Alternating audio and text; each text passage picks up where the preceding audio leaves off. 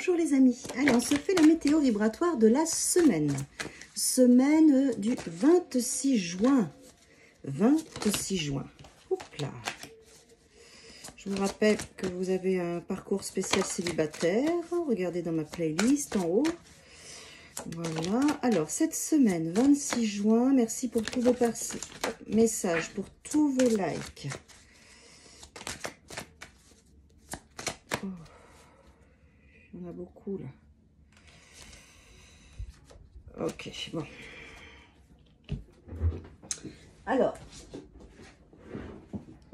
d'où on vient, ce qu'on va travailler, ce qu'on a travaillé, ce qui se libère cette semaine, c'était par terre, c'était derrière nous dans notre passé, c'est le 2 d'épée. On a été, ces quelques derniers jours avant cette semaine, là, du 26 juin, dans la confusion, dans les doutes, ça nous figeait, on ne savait pas forcément quelle décision prendre, quel chemin prendre. Voilà, au niveau planétaire, je crois qu'il y a Neptune qui était là, qui correspond bien à ce flou, à ces difficultés, à sortir de l'illusion et à voir notre vérité. En carte centrale qui est tombée, c'est le 6 de bâton. Le 6 de bâton, c'est une victoire qu'on vit cette semaine. Il faut savoir que quand le 6 est là, c'est parce qu'on a passé le 5 de bâton, donc on a passé un combat. À mon avis, c'est ça, c'est le combat des illusions, des doutes, des incertitudes. Et on arrive cette semaine victorieux et victorieuse, on est prête à vivre notre propre lumière, notre énergie, on a réussi à libérer ce qui devait l'être et à renouveler ce qui devait l'être. Oui, vous voyez, c'est là, on a mené donc un combat avec le 5 de bâton, un combat pour notre perception, pour nos projets, pour notre monde, pour notre aboutissement, pour ce qui est important pour nous. Et donc cette semaine, on démarre avec ça.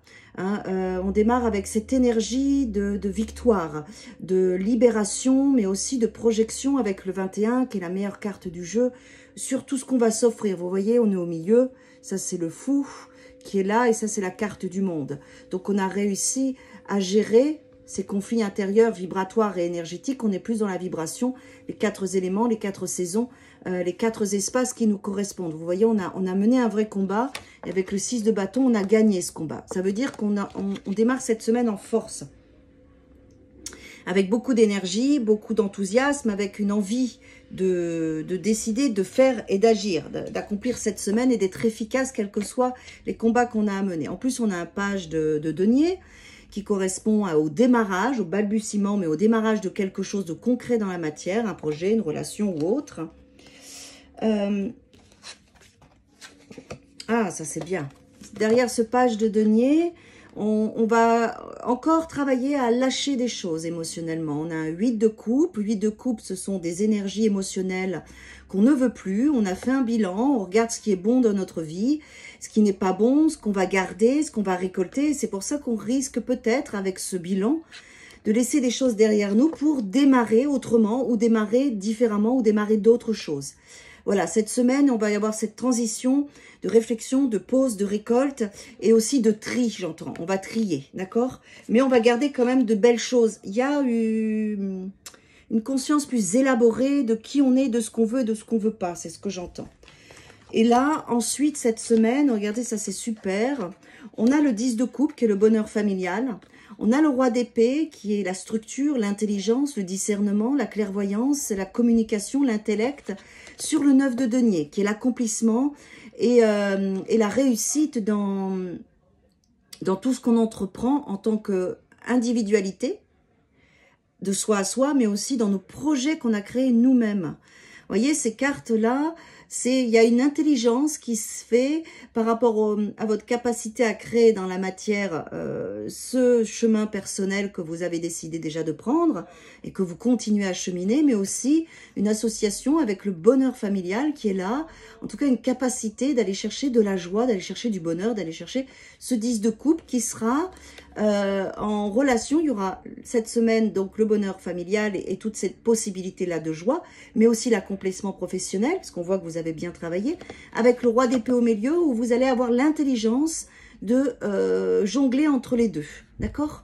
Vous allez arriver vraiment à voir quand vous devez être au travail, quand vous devez être avec vos proches et dans vos émotions. Alors, quoi d'autre cette semaine? Je vais prendre l'oracle de Shiro Marchetti. Ça fait un petit moment que je ne l'ai pas utilisé. C'était les cartes de Shiro Marchetti aussi avant. Hein. un petit oracle pour avoir un message. Non, non, c'est pas celui-là. C'est pas ce qu'on me dit. Donc, c'est que c'est ça. Oui. Voilà, là c'est mieux. Vous avez vu?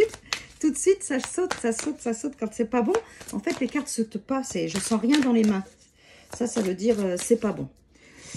Alors, c'est pas les bonnes cartes. Donc là, qu'est-ce qu'on a? Ouais, c'est bien. On a le démarrage encore. L'as de clé, l'as de pentacle. On l'a vu, on a du potentiel qui est là. Un potentiel qui a déjà démarré au printemps, vous verrez.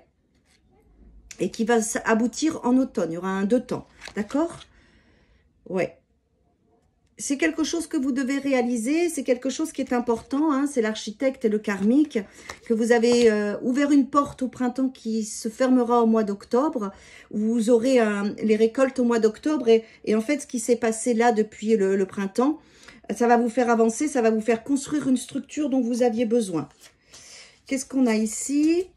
On a le reflet, on a le 5 de parchemin, la diversité, vous voyez, le reflet, la diversité.